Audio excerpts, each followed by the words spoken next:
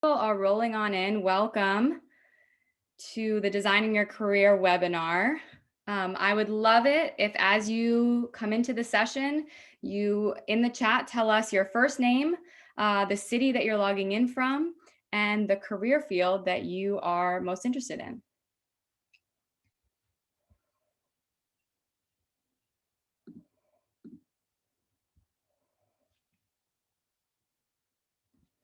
Great.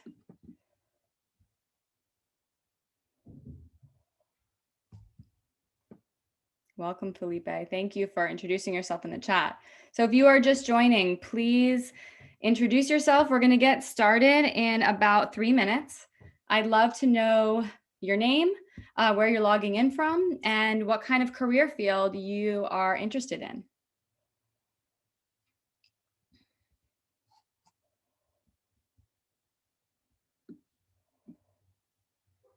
Thank you, Dawn and Patrick. Welcome.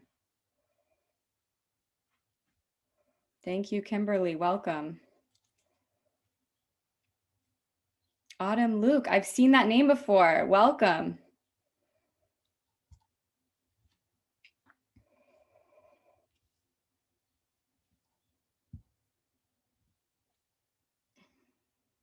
All right, so we are getting started in 2 minutes. I would love to hear to know what your first name is, the city that you're logging in from, the career field that you're most interested in. Please put that in the chat so I can get to know who is on this webinar today.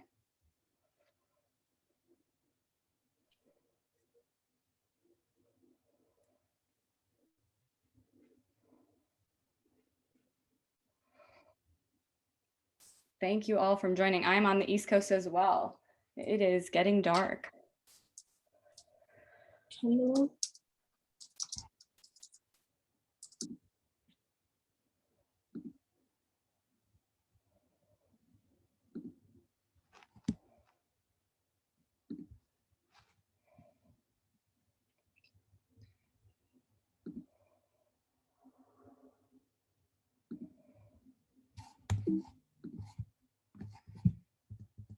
All right, so we have about 1 minute. And as you're coming on in, please would love to know your first name, the city you're logging in from, and the career field in the chat, please. See digital marketing, data analytics, customer service, CRM. Welcome. And thank you all so much for joining a little bit later on the East Coast, about 5 o'clock on the West Coast. Thank you all. I'm sure you've all worked a full day or done many other things. So thank you for being here.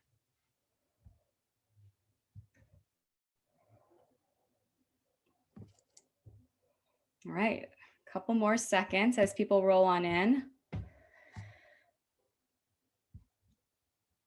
Just get those last introductions in the chat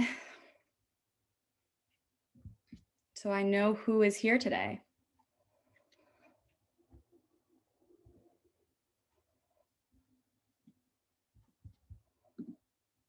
Okay, so I really like being prompt. So I'm going to start on time today, this evening.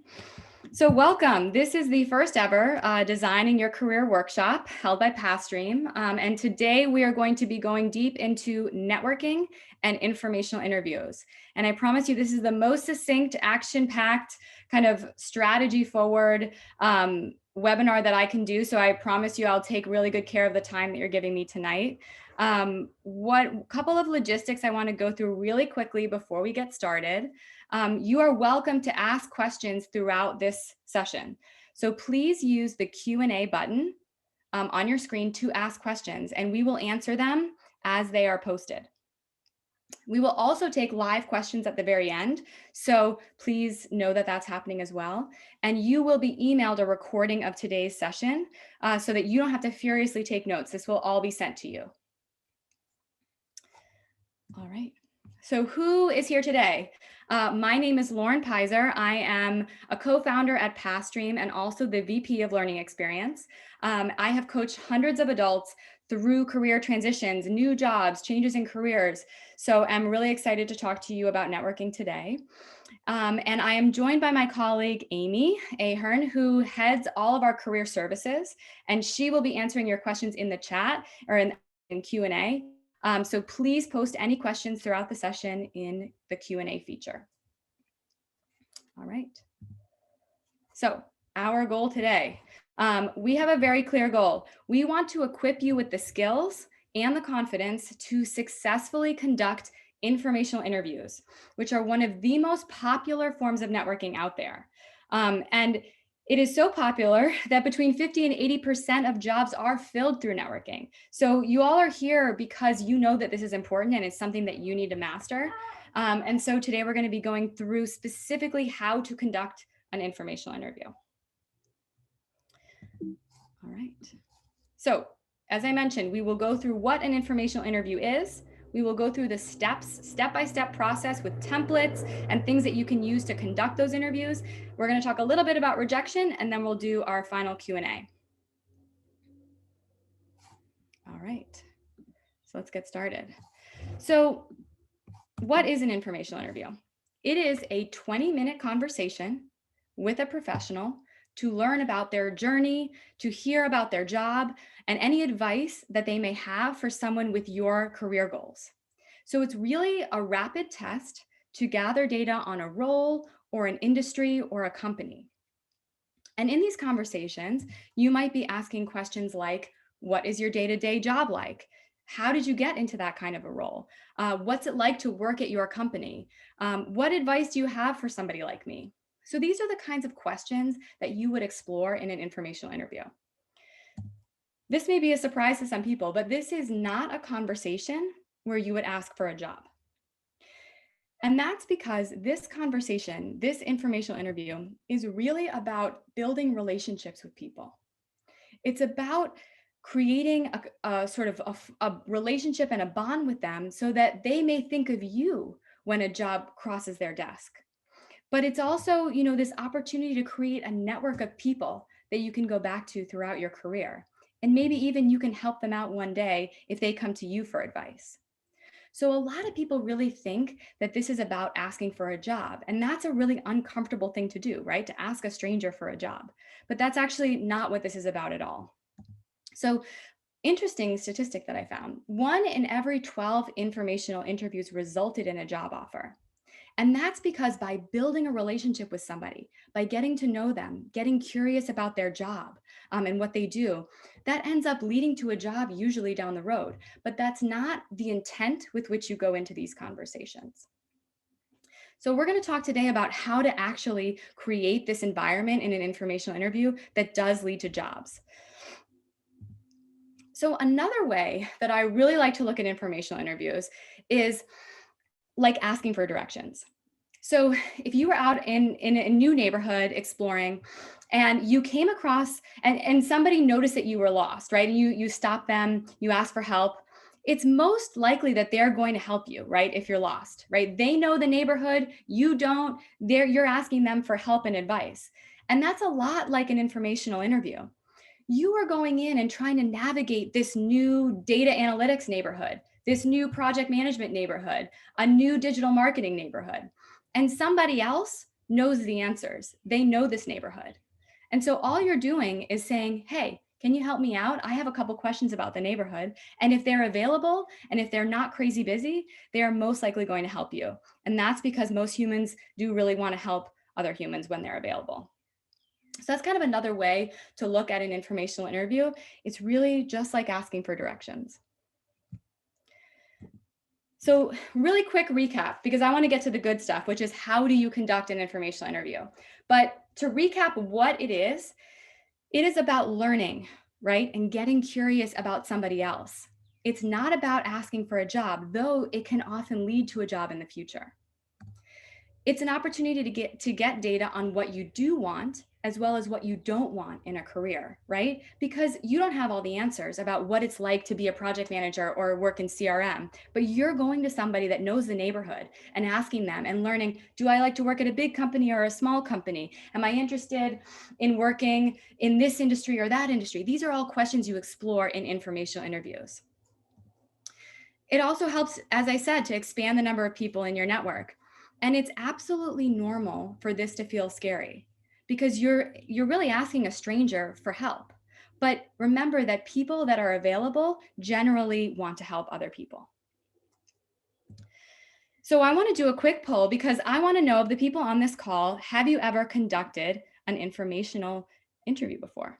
So I'm going to launch that first question. Have you conducted an informational interview? And I want to get a real quick pulse check on the people on this call, what they've done, how it's gone. All right, another 5 seconds. Getting some good votes here. All right. Okay, I'm going to share these results. Oh, I am sharing the results. Okay. So most people, 50% of the people on this call have not conducted one before. Some of you have. So I hope that I can teach you something new today that you don't already know about these informational interviews. Now I've got one more question for you. Let's see if I can get there. My next question is, what is your biggest concern, if any, when it comes to informational interviews? All right, let me launch this. Okay, what is your biggest concern, if you have any? Maybe you don't have any. When it comes to conducting an informational interview. All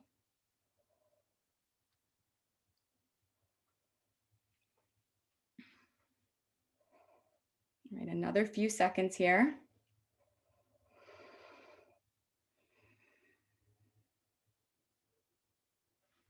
All right.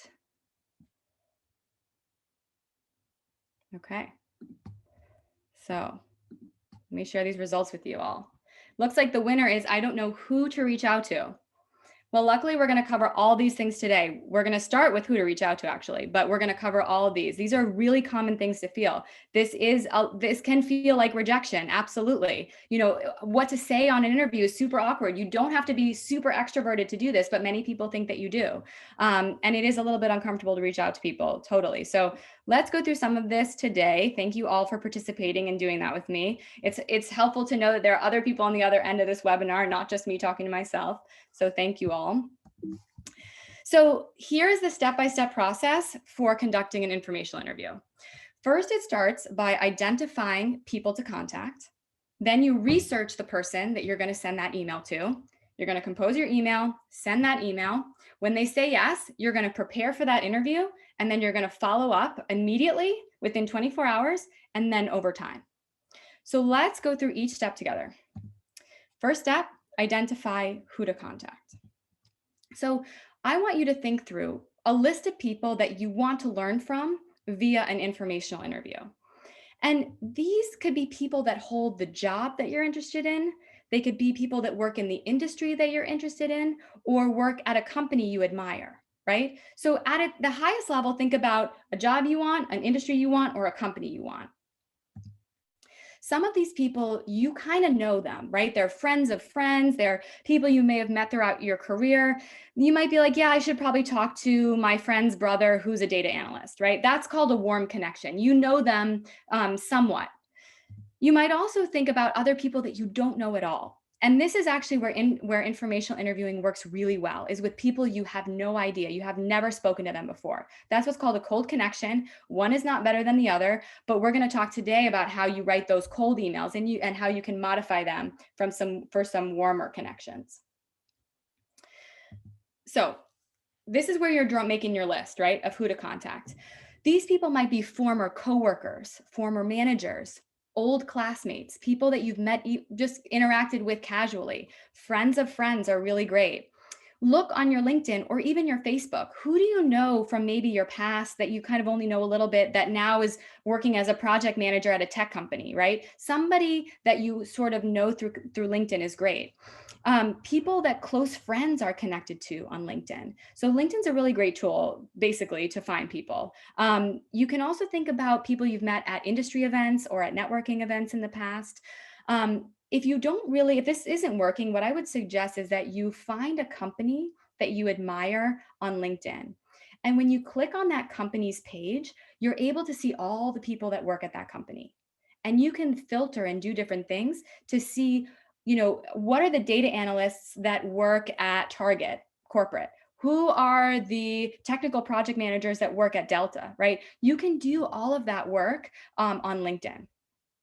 So you want to generate the list. It doesn't have to be many. And really, for the purposes of today, it really just has to be one person. So now you've got this person in mind, right? You looked on LinkedIn, you found a company in your area that you admire, and you filtered for data analysts, or you filtered for digital marketers, right? You did some of that filtering. Now it's time to research that person, right? So here's where things start to get interesting. You need to Google them, and they need to become the most fascinating, interesting person you could think of. So you're going to start, kind of internet stalking them. You want to find them on LinkedIn. You want to find them on Twitter. If they have a Medium account, maybe they have a personal website. So you really want to be looking for them online. What is their presence online? I usually start with their LinkedIn profile because that shows me their job responsibilities. That shows me what kinds of companies they've worked for, how long they've worked at those companies. So I'm starting to build a picture of who this person is. I look at their education, their degrees, maybe they have certificates. And then I start looking at any job transitions that they've made. Maybe they got a promotion from one industry to another. Maybe they actually changed careers like I'm trying to do. They started in the HR space and then they went into the data analytics space. So start to analyze their career and say, okay, they jumped from here to here. They got a promotion here. So you just start piecing together their career. And then you want to look for some things in common. So maybe you guys are from the same town. Maybe you both have a shared interest on your LinkedIn, or you see something on their personal Google page. It's not likely. You might not have anything in common with them, but just take a look and see what comes up. The real goal here is that you're getting to know this person and their career, because you're going to use this information to compose an email to them that stands out. So the point of this exercise is to be able to know enough about them that you can write them a personalized message that will stand out. So once you've got this information, I suggest writing it down, just kind of taking notes on this. You're going to take pieces of this research and put it into an email. So let me show you exactly how that's going to look. But before I do that, what you want to do is think about this email message, or this, you can even be on LinkedIn that you send them this, that gets their attention and also conveys what you want help with. So oftentimes I get requests for informational interviews that are incredibly unspecific. I don't even know what they want. I'm not even sure who they are. But when somebody sends me an email that really stands out because they've clearly taken the time to get to know me, I always respond. So let me show you this. I want you to take a look at this email, and in the chat, I want to know what's wrong with this email. Take a minute. What is wrong with this email? Put your thoughts in the chat.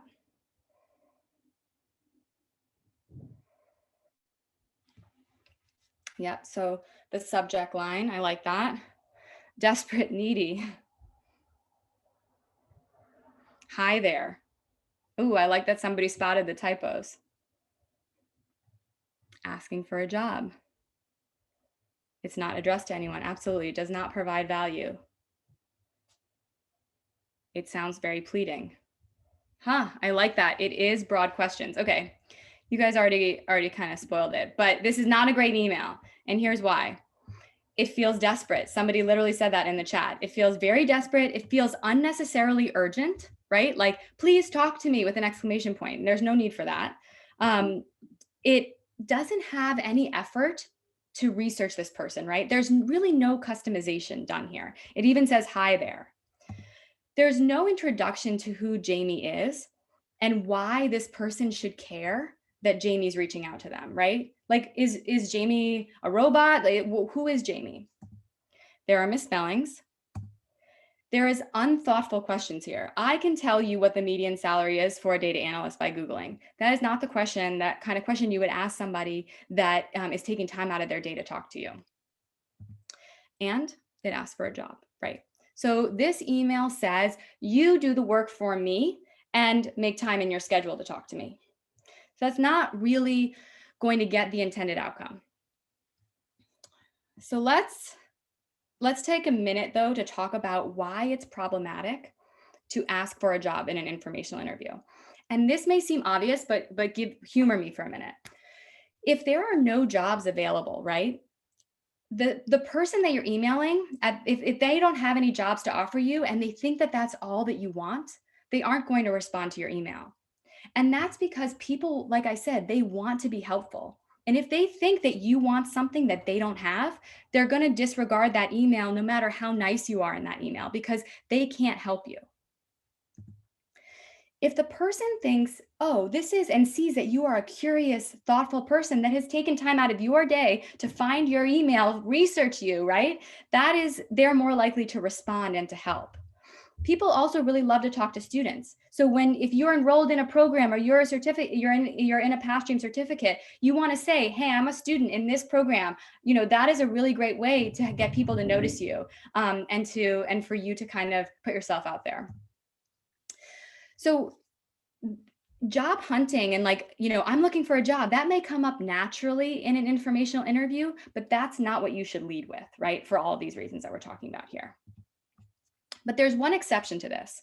So if you know the person that you are emailing, let's say it's like a really close friend of a friend or something like that, and you see a job at their company, you might want to reach out to them. But that's not an informational interview. That's just checking in with somebody to see if they know something about this job that you saw. That's not an informational interview. So just know which one you're doing, right? If it's somebody you know and feel comfortable with, you don't need to do all of this, right? You're not really trying to learn from them. You're trying to get information about a job. But if it's somebody you don't know, you need to start by building a relationship with them first. All right, so let's take a look at this email. And I want to see in the chat, what do you like about this email? What's one thing you like?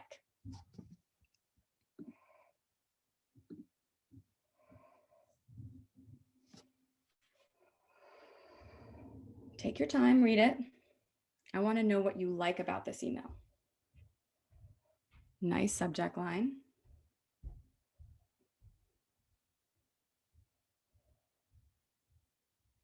Yes.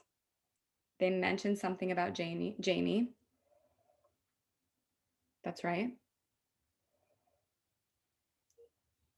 Definitely shows research. Yes, comments even on a blog post that they had written. How flattering, right? Very personable. Absolutely.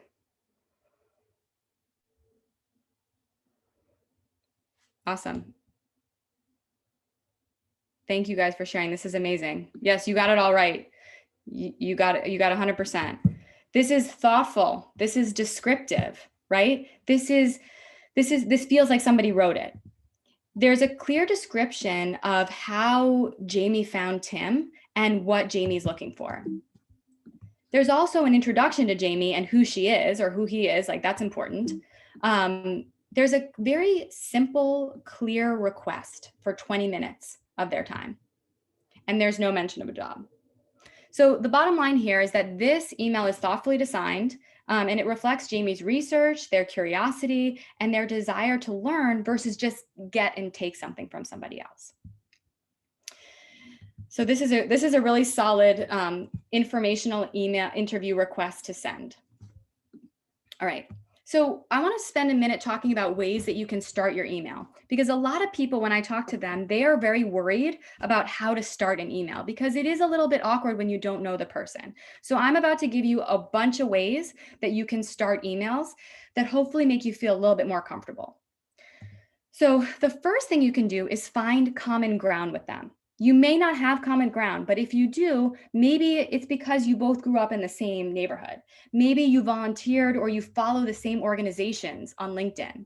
Or maybe you're even connected to somebody random, right? Like you two both know the same person.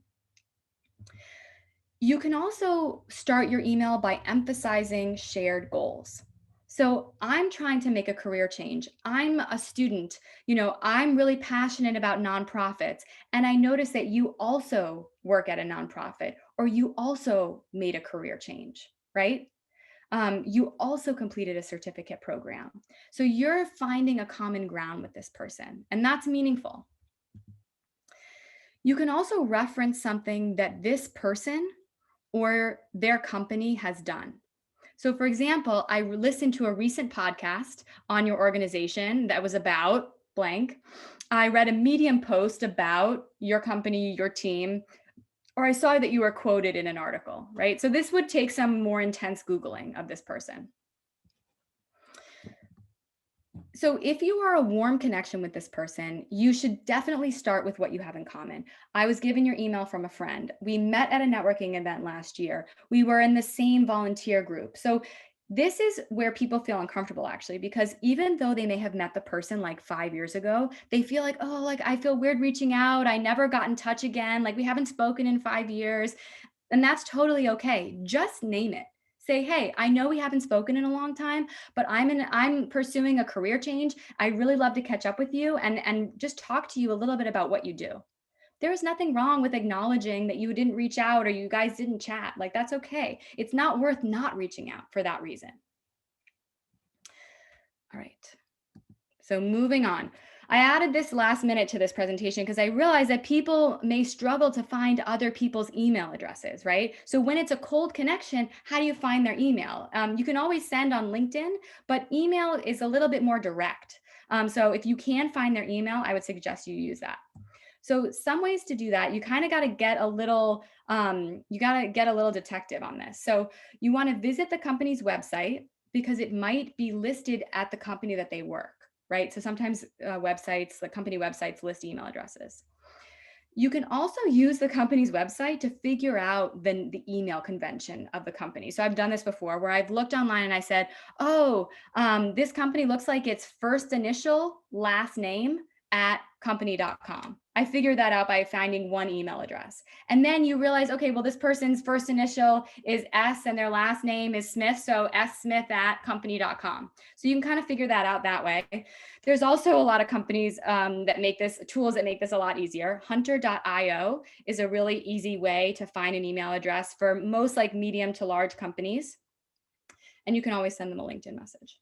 So these are a couple ways to find their email address.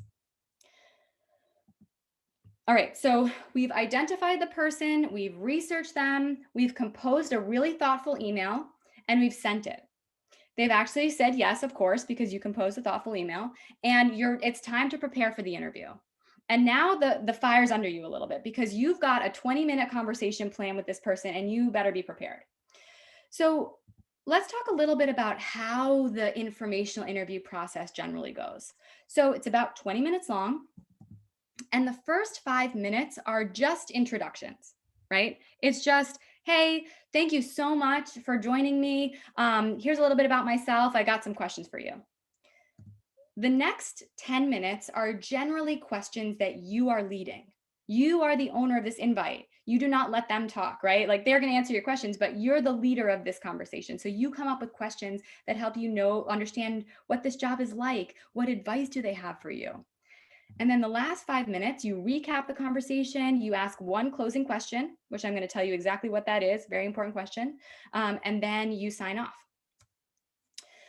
So this 20-minute conversation is something that you are leading. So you need to prepare questions that are getting information that you need about the industry or about the company or about a role. So remember, this is your chance to learn, right? And to be curious. We lose so much of our curiosity from when we're little kids to when we're adults. But I'm asking you to put on that kind of curiosity hat and be like, what am I curious about when talking to this person? You want to ask open-ended questions and you want to make that person feel like the most valuable person, the most interesting person that you're talking to. So this is kind of easy because people like to talk about themselves. you're generally your own favorite subject. And so you're just getting them to talk about themselves. And so you need to kind of create questions that get them talking about themselves and that give you the information that you want to know about the role, the industry, or the company. So what do I mean by that? Let's go step by step in this 20-minute informational interview. So first 5 minutes are introductions. Hey, thank you so much. It's so wonderful to meet you. I know you've taken time out of your busy day to chat with me, and I'm really, really excited about this conversation. Thank you. Then you want to demonstrate your preparation and a little bit of a bio about yourself. I'm hoping to make a career change from finance into data analytics, and I've been learning from people that may have advice on how to make this kind of transition. Some context on me. I recently completed a certificate program, and for the past 5 years, I've been working in the field of whatever. I'm hoping to become a data analyst after the program. I've done some research and looked into your background, and I'm really excited to hear how you went from A to B. I know that I can learn a lot from you, so I came prepared with questions. Do you mind if I jump right in? And you can literally write this down and have it on your computer and read it. You know, you don't want to look like you're reading, but you can basically have it set up so that you kind of follow a script every time. Then you're going to want to dive right in and ask them some questions about their role and about their career. So these are questions like, hey, I'd like to hear the story of how you got from being, a Salesforce admin at a small company to leading the entire division. That sounds like so cool. Like, can you tell me about that? Is there a typical day for you? You know, what's it like? Can you tell me about a challenge that you've been facing this week at work? What's an exciting project that you're working on right now? What is the company culture like at this company? How does it compare to other places that you've worked? What specific factors enabled you to make that career change, to jump from this to this? And so this is where all that LinkedIn research that I told you to do about their career transitions and all of that stuff is going to go into these questions. But remember, if you're trying to learn from their journey because you're in that neighborhood exploring, looking for directions. So think about the questions that are going to help you to learn and to grow. These are just a few examples. So now you want to shift to talking about advice, right? Because they are people that have done something, navigated a neighborhood that you want to know about. So you want to say, is there something that you think I should know? Is there a skill that you wish that you had in the industry that you didn't have, right? And what kind of advice would you give somebody like me? Do you read different articles? Like, what podcast do you listen to? Right? You're just sort of understanding what they do, what advice they might have for you. And then in the last 5 minutes, you want to close the conversation and you want to ask for additional people to talk to. So you want to say something like, if you were me, what would you do next? This is a really, really critical question to ask, because what it's basically asking them to do is put themselves in your shoes and kind of think, if I was trying to break into the digital marketing space, what should I do? Right? And so they could say things like, well, I really think you should talk to my friend Angie that works as a digital marketer. And I think, she's in social media and I think she could really help you. So you want to start getting the next connection out of this conversation so that you can, again, leapfrog to the next person to talk to and to learn from and to grow, right? So this is generally how these 20 minutes are going to go. I want us to kind of do a little bit of practice with this. So I know this is a webinar, I know everybody's at home, I can't see anybody's faces, but I want to do a little tiny activity because I think that it will help you to actually apply what you've just learned in the moment, which is really important for learning something new. So really quick 5-minute activity. In the chat, you're going to find a LinkedIn profile. This is for somebody named Veronica. And what I want you to do is I want you to read her LinkedIn, and I want you to come up with one question that you would ask her in an informational interview. And it's okay if other people post the same question as you, just post it anyway. So come up with one question that you would ask her. And I'm going to look And check out the chat when you're ready.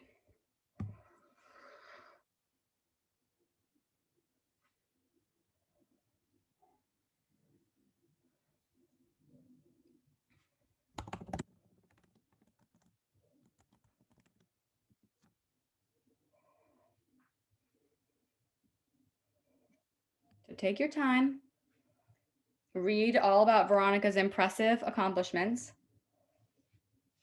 and think about a question you would ask her.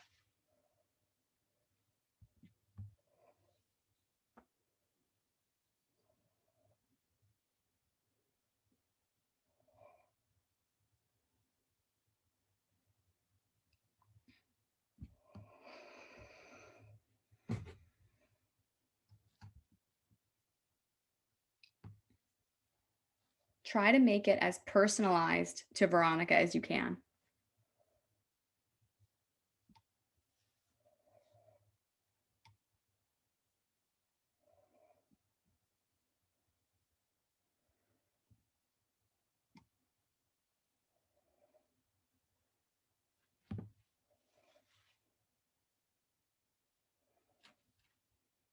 So all I need is just a few questions. Yes. What was the hardest challenge of learning about business strategy? How did your accomplishments fare in interviews for mid-seniority to seniority positions? Like that. Could you please walk me through a typical workday? Absolutely. Ooh, look at this one. I saw you went to Draper. I recently pitched in front of Tim Draper, which is super cool. Wow. That's awesome. That's a great way to bring it back to your own experience. That's really cool. All right, another half a minute. Just want to see a couple more questions in the chat.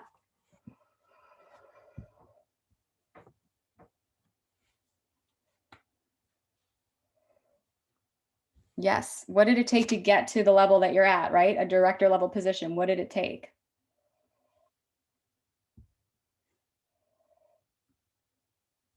Yes, that's a great question. How did you get a promote? I've seen you got a lot of promotions, right? How did you get those promotions? What do you wish someone had told you, right? Ooh, how do you feel that your new position at Pathstream differs from your old position? Yeah, so these are questions that you are getting curious about this person. This is not the kind of hat that we put on every day in our roles, right? We are about executing, we're kind of learning, we're doing all sorts of things in our day-to-day. But I'm asking you to pause and get interested and curious about somebody else's career and come up with some questions for them. These are great. I saw that you entered in the UN. Yes, you dug deep into that LinkedIn. Awesome. These are so good. Love it. Okay. Amazing. So you guys got it. I can tell you understand what I'm saying. You are using the frameworks that I'm putting out there and you're coming up with some great questions on the spot even, right? This has happened within literally 4 minutes. You came up with these questions. All right. So we are at step 5. You have prepared for the interview. You have successfully executed the interview. You've asked amazing questions. This person now loves you. And now most people drop off right here. And this is it for them. They think that the process is over. Not true. So what I want you to do is it is your job to follow up with this person within 24 hours of the informational interview. And your goal is to stand out to this person. So I do a couple of informational interviews every month. And whenever somebody reaches out to me and then sends me a follow-up email, that makes me feel like it was time well spent. A lot of times I don't hear from anybody after we talk. And that's kind of disheartening because I gave you advice, I talked to you, and I never heard back from you. So what does this look like? Here's an example of a follow-up email that you would send within 24 hours. Thank you for your time. Tim, I wanted to send you a quick note to thank you. I really found your thoughts on my next steps very helpful, specifically when we talked about As some next steps, I plan to talk to, this person, listen to this podcast, read this book, continue my certificate. And I was hoping that you could connect me to your colleague, Angie, who is your coworker that you mentioned might be a good person for me to talk to next, right? So you're following up. I actually wrote a blurb for you to send to Angie at the end of this email. You're doing the work for them. You're making it so easy for them to help you, right? So thank you again for your time. I look forward to staying in touch. And what you've written down here at the bottom is a little blurb about you. Jamie is a current student. She is trying to sharpen her skills. She's exploring data analysis. And I thought that you two, Angie and Jamie, should connect. So this is the email that Tim is going to send to Angie and CC Jamie.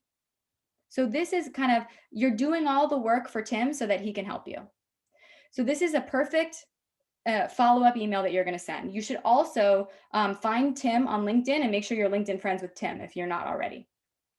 All right, moving on. So again, this is what even fewer people do. So few people send me a follow-up, and even fewer people, I would say maybe 1 out of every 20 people I engage with actually do this last step, which is you follow up with them every few months. So if somebody is not helpful to you or didn't seem like a good connection, you don't need to speak to them again. But for the people where you really felt like this person, it was a nice connection, you're starting to build a relationship, you want to follow up with them every few months. So for example, what are you going to send them? It's a little bit funny. What are you going to send, right? You can send them an update on a conversation that you had with somebody that they introduced you to. So if I was Jamie, I would send Tim an email after I talked to Angie. So I chatted with Angie. She was so great to talk to you too. Thank you so much for connecting me with her. Right? That's all. You could also send an article or a podcast or a blog post that reminds you of the conversation. You should also send them an update on your job search. So I love it when I see these things. If I helped someone like a month ago or 2 months ago and they got a job either from me or from something else, I love to see that they got a job and what they're doing. Like that makes me feel connected to them, right? And this is really cool, is if you see that they get a promotion or they changed companies, you could send them a congratulations. Hey, I saw on LinkedIn that you got a new job. Congratulations. What are you doing? Right? So these are ways to just stay in touch with somebody, and they don't require you to be overly extroverted or have a big social network, right? These are just simple things you can do, because this cultivates the relationship. This keeps you top of mind for them. So this is really the critical point, that when you build a relationship with somebody, when you follow up with them, when you care about the relationship and the dynamic, they're going to think of you when a data analyst job crosses their desk, right? They're going to say, I get asked all the time, do you know anybody that's really good at digital marketing or really good at this? I'm going to think about this really thoughtful person that I had a conversation with, right? That's how this works. That's why 1 in 12 informational interviews result in a job. So I want to talk a little bit about informational interviewing rejection, and then we're going to open this up for general Q&A for anybody that has any type of question. But a lot of people, they don't engage because there's a fear that you're not going to hear back, right?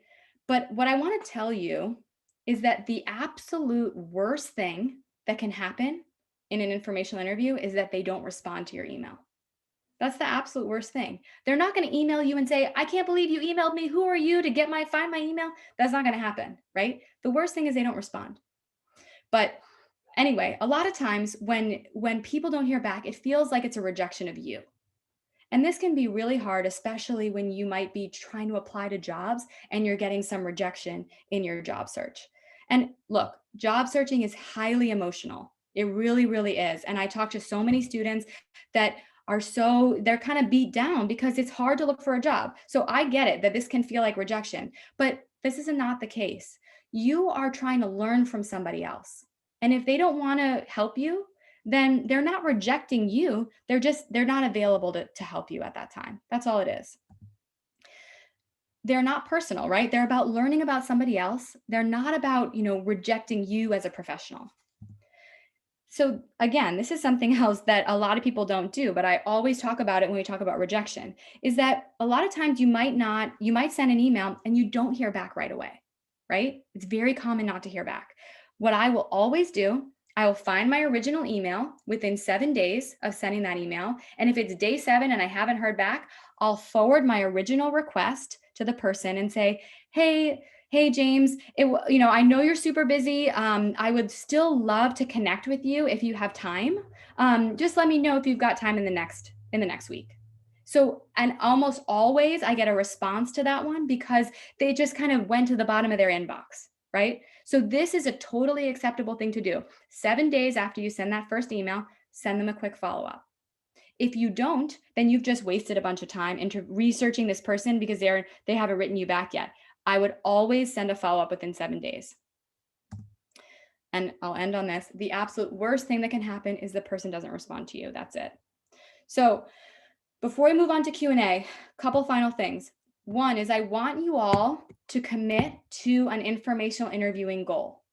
So I would say send 3 informational interview requests a week, or 1 to 3, right? You might have a lot of time. You might not have a lot of time for this, but this requires you to sit down, do some research, and send that email. But the act of actually sending that and getting that out there is such an accomplished feeling. Like you actually did something in your job search. So I recommend that you set that goal for yourself.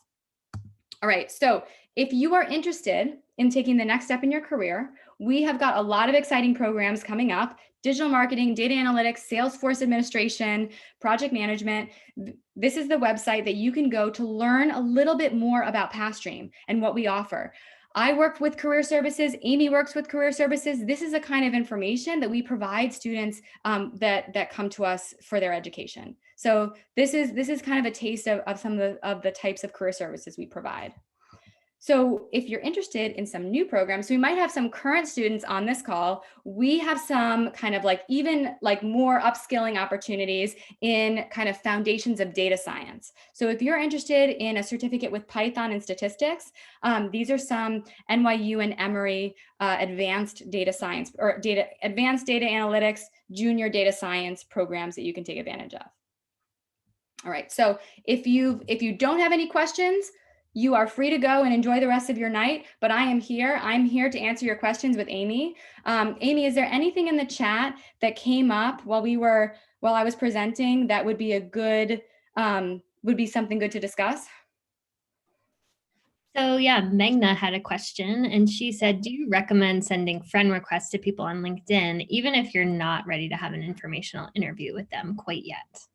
Yeah, I don't think that there's one right answer to this. So I'm just going to answer from my perspective. I definitely sometimes get people I don't know that are friending me on LinkedIn. And I usually prefer it when I know the person. So I actually think that it's probably best to try to engage with them by sending them an email and then kind of friending them on LinkedIn. But I'd probably try to engage with them first before just sending lots of LinkedIn connection requests. That's great. That is very helpful. And just as a reminder, if anyone does have additional questions, you can put them in the Q&A block. And I saw that we just had one come in. So this is from Giovanni.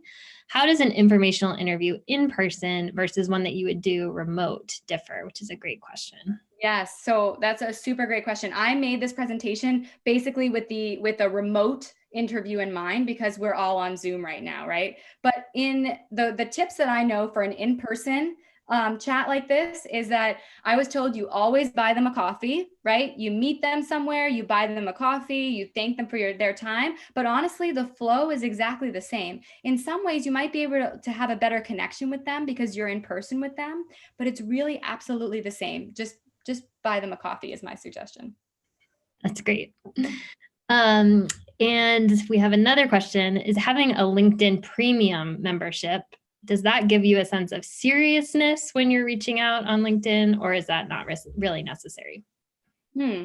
That's a good question. So I'm not up to date on every LinkedIn feature, and maybe Amy, you know more than me, but my understanding is that if you have a regular LinkedIn account, you can't send unlimited messages to people, right? So in some ways, the LinkedIn Premium allows you to send more messages, and it can be more personalized and more like an email. But I don't think that you have to have LinkedIn Premium to have this work for you. But I do think that there's something great about that as a way to reach people. But I'll tell you, I read my email more than I check my LinkedIn messages. So if you can find that person's email address, I think that's your first stop.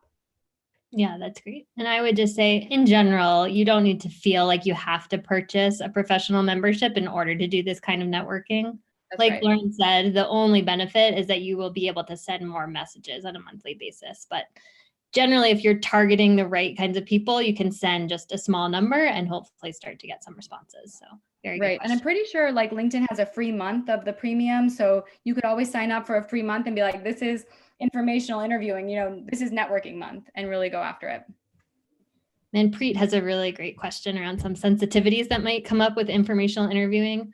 So if you are reaching out to a competitor organization, how should you approach that kind of informational interview? Yes, good question. So you don't really want your boss to know or your coworkers to know that you're talking to another competitor company. I think that's what you're saying, and it's a really good question. Again, remember that when you're reaching out for an informational interview, you're not talking about a job. You're asking to learn from that person. And so you might want to be careful with the kinds of questions that you ask them, in like the kind of way you frame up the conversation in the email, right?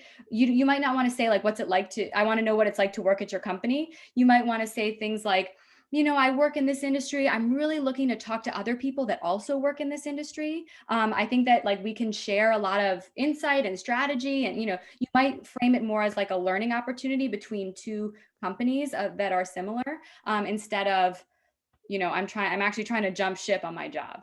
So you just want to be thoughtful about that. And, you also just want to be conscious of who's connected to who. So on LinkedIn, you can see, is this person connected to your boss? Do they know each other? That might affect who you reach out to at the company.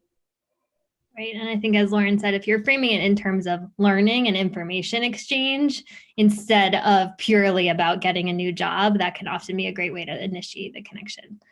Marie has a really good question. Do you think in sending applications is pointless? I've sent in over 150 and only gotten a handful of interviews when the position has gone to an in-house candidate.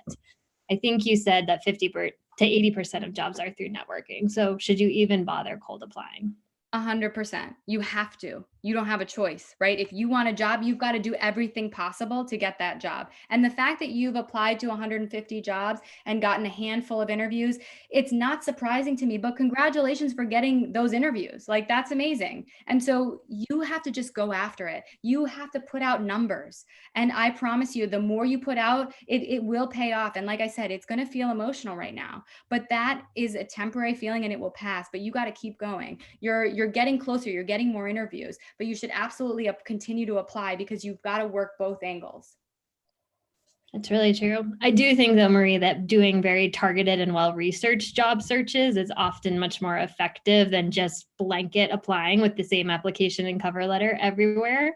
So sometimes before you apply to that company, that's when you should do your LinkedIn research and see if you have any friends of a friend that you could get connected to get a referral when your application is put in the door. So that can really elevate you to the top of the pile. So do it in a complementary way of reaching out for informational interviews and connections and simultaneously applying to jobs. They could work together, hopefully. A great question from David. How would you recommend initiating an informational interview with an acquaintance that you are only connected to through Facebook? Would it be better to first contact them through another medium or begin the conversation there?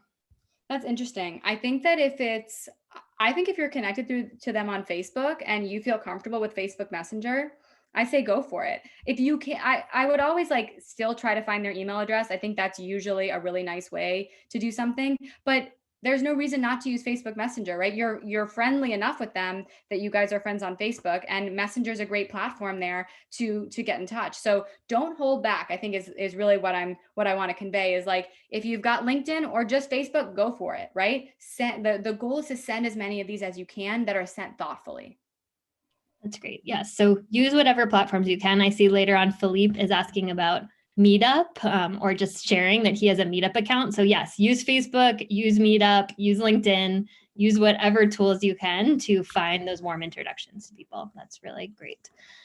Okay, let's go to Marvin. How can you send a message if sometimes people's LinkedIn message button is locked and you can't message them? How do you find their email or an alternative way to reach out to them? Yes. So in the chat, I'm putting one website called hunter.io, which is one way that you could try to find their email address. Sometimes you just can't find it. And so you may have to put them on the back burner until you can potentially uncover it, or you might have to move on to another person whose email address is a little bit easier to find. Amy, do you have any suggestions specifically for LinkedIn? So that can be sometimes if you need to get the premium membership, maybe you've run out of messages for the month. Otherwise, some people just have their preferences set so that they do not want to accept random messages. The only other hack you can do is to just send them a connection request directly. And as part of that, include a message about why you want to connect. Because once you're connected, then you'll be able to message them. So that's often the first place to start. I totally forgot about that, Amy. You're right. When you connect with them, there's a space where you can put a couple of sentences and you could kind of open up the conversation that way and see if they accept your request, and then you'd be able to message them officially. That's great. Giovanni, this is another great question. So what advice would you give to those who are nervous and stumble over their words in an informational interview? Thank you for asking that. That, like, everybody, I should have asked a question. Has anybody felt nervous on the phone with somebody they don't know? The answer is yes. So what I would say is acknowledge it. Just say, hey, I'm a little bit nervous. I don't do these all the time. Like, just, I might stumble a little bit, but I've got these questions that I prepared for you. Don't hide it. I think that when we try to hide it, it comes out in strange ways and it makes us feel uncomfortable. Just say, I'm a little nervous. Like, if somebody said that to me, I'd be all the more interested in listening to them because they're being honest, they're being authentic. So just be yourself. Sometimes just taking a deep breath and actually going a little bit more slowly can also help, because sometimes when we get nervous, we have a tendency to speed up how fast we talk. And if you just kind of keep breathing and regulate your breath, that can also help. Write down your questions too in advance, like have everything laid out on a piece of paper. So like it's, written right here and it's right in front of you in case you stumble. That is a good point. Let's see, I'm going to skip down. Autumn has a really good question. Does freelancing hinder your ability to start a full-time career? And I'll just jump in and say, I think it's actually the absolute opposite. I think that by gaining a portfolio of projects that you can feature on your LinkedIn profile, on your resume that's relevant to the career field, that both shows that you have related work experience and that you're entrepreneurial. So in our experience, we have only found that building up that freelance work can help. Lauren, I don't know if you have anything else to add there. Nope, you got it. Okay, let's see. What are the best and worst informational interviews you've had as an interviewer and interviewee? So very juicy question from Meghna. Okay, so the ones that really irk me are ones where the person gets on the phone with me, they've asked for my time, and they're not leading the conversation. They're just, I don't know, they don't say anything. And I understand maybe they're nervous. I don't know what it is, but it makes me feel like, oh man, I got a lot of meetings today. I want to help this person, but they're not making it easy for me. Right. So then I start asking them questions, and then it becomes me asking them questions to fill the time. So that's not a good look. Right. We want to make it so that you are leading the conversation, and that, like, I've been in conversations where somebody has asked me the most thoughtful questions, and I'm like looking them up on LinkedIn. I'm like, who are you? Do you have a job? Like, I want you to work here. Like, this is your time to impress. And you don't have to do that on the spot. It's not about being this, like, this like sort of entertainer. It's just about preparing in advance and having those questions. Yeah, and actually Lauren and I first kind of met through informational interviews where we were just exchanging ideas more as colleagues working at different organizations. And I think we always came away energized by some of those exchanges. And so eventually when I was looking for a new job, that's how I ended up at Pathstream. So just like make it something that's going to be mutually beneficial and where you're giving as much as you're asking when needed. And sometimes those just translate into new opportunities. So. Right. That's true. Amy, I forgot about that. You're like a superstar in the education space. And I was like, oh my gosh, hopefully she says yes to talking to me. And she did. So, and look, now I got to actually hire Amy at Pathstream. So it really goes all sorts of ways. Yes. Philippe has a great question. How can we use projects from Pathstream to showcase ourselves on LinkedIn? Mm-hmm. Amy, you want to take the first stab? Sure. So there's multiple ways, and we can definitely send you examples of how students have done this very effectively. First, I would say you can always update your headline to say that you have a certified digital marketer to emphasize the credentials that you've earned. You can also add a section to your work experience directly that lists the certificate you've taken and includes some bullet points of the specific projects you've completed. And we actually have sample language that you can use directly and adapt as needed. And then there's also a link to a project section on LinkedIn, and you can actually link out to work samples or your portfolio if you'd want to feature the real work that you've done in the program. So there's multiple ways. You can always sign up for a career coaching call with us, and we can walk you through exactly how to update your LinkedIn profile. Let's see. Dawn is asking, she sometimes reached out to men, and it was very professional in how she did it, but then the response she got was not so appropriate. So how should you avoid those kind of awkward interactions when you're reaching out to people you might not know?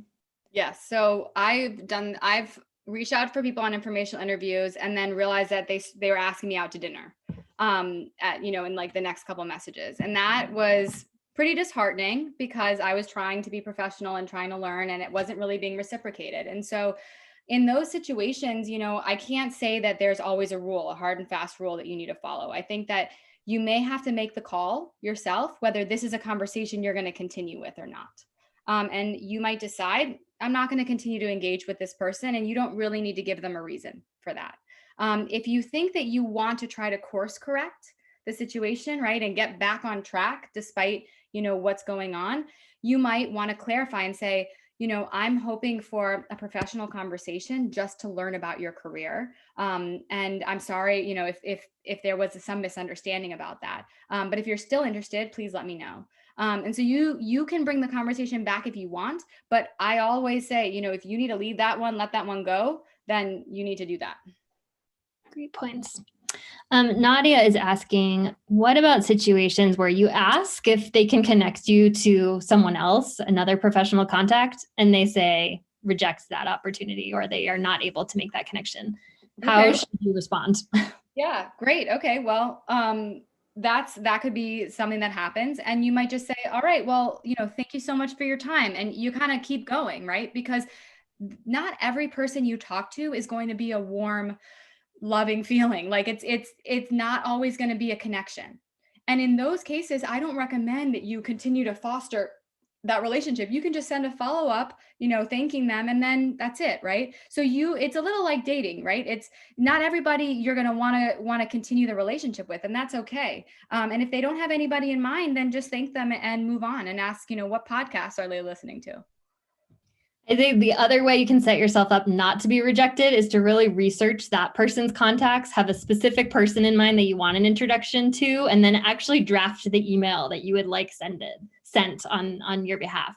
Because that makes it much easier for them to say yes if you already have done the work of the research and the writing. So that's another little hack to avoid getting rejected in the first place. That's such a good idea, because sometimes the person you really want to talk to, you have to get an intermediate person to connect you to that person. And so you might already have that person in mind for them and say, hey, I noticed you're connected to Jennifer. Do you mind connecting me with her?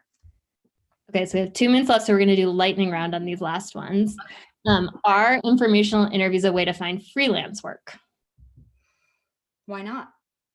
Totally. But you don't want to say, do you have a freelance project for me? You want them to come to you a couple days later, a couple weeks later, right? You're kind of selling yourself on the down low, right? And they can come to you for that information, but you don't want to kind of bring that up first and foremost.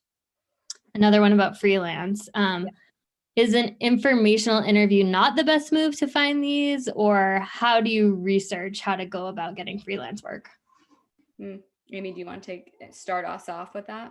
Sure. I would say right now, the best way to find freelance projects is on sites like Upwork or Fiverr or some of these that specialize in connecting you to employment opportunities. So if you're really interested in pursuing freelance projects, I would first go there. I would also update your LinkedIn profile to say you're open to freelance opportunities and maybe post a message that goes out to your news feed saying you're soliciting projects. But I would start with those 2 platforms before going into informational interviews as your first line of figuring this out.